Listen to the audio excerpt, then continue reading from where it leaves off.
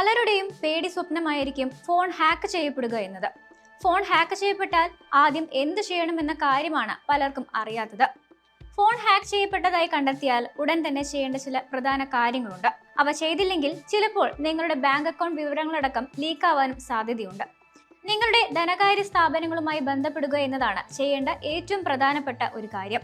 അക്കൗണ്ടുകൾ ആക്സസ് ചെയ്തിട്ടില്ലെന്ന് ഉറപ്പാക്കാൻ ആദ്യം നിങ്ങളുടെ ബാങ്ക്, ക്രെഡിറ്റ് കാർഡ്, മറ്റ് ധനകാര്യ സ്ഥാപനങ്ങൾ തുടങ്ങിയവയെ ബന്ധപ്പെടേണ്ടതാണ്. അടുത്തതായി ചെയ്യേണ്ടത് ഉടനടി നിങ്ങളുടെ പാസ്വേഡുകൾ മാറ്റുക എന്നതാണ്. എല്ലാ പാസ്വേഡുകളും ഉടനടി പുതിയ ശക്തമായ പാസ്വേഡുകളിലേക്ക് മാറ്റുക എന്നതാണ് അടുത്തതായി ചെയ്യേണ്ട ഒരു കാര്യം.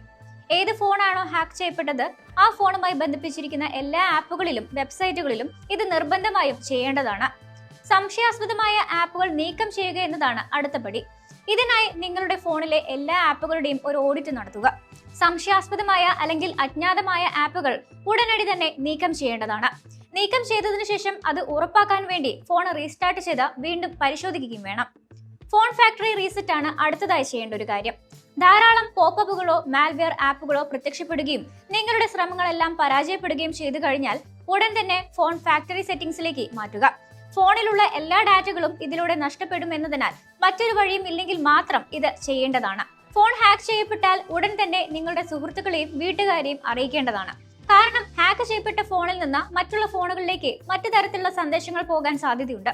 അതിനാൽ ഫോൺ ഹാക്ക് ചെയ്യപ്പെട്ടു എന്ന് നിങ്ങളുടെ സുഹൃത്തുക്കളെയും മറ്റു കോൺടാക്റ്റുകളെയും അറിയിക്കുന്നതും നിങ്ങളുടെ ഫോണിൽ നിന്ന് വരുന്നതായി തോന്നുന്ന എല്ലാ സന്ദേശങ്ങളും അവഗണിക്കാനും ഡിലീറ്റ് ചെയ്യാനും മുന്നറിയിപ്പ് നൽകുന്നതും നല്ലതാണ്.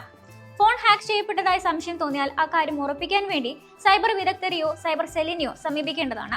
സാമ്പത്തിക നഷ്ടം, ഡാറ്റ ചോർച്ച തുടങ്ങിയവ സംഭവിച്ചിട്ടുണ്ടെങ്കിൽ അത് എത്രയും പെട്ടെന്ന് തന്നെ സൈബർ സെല്ലിൽ അക്കാര്യം അറിയിക്കേണ്ടതാണ്.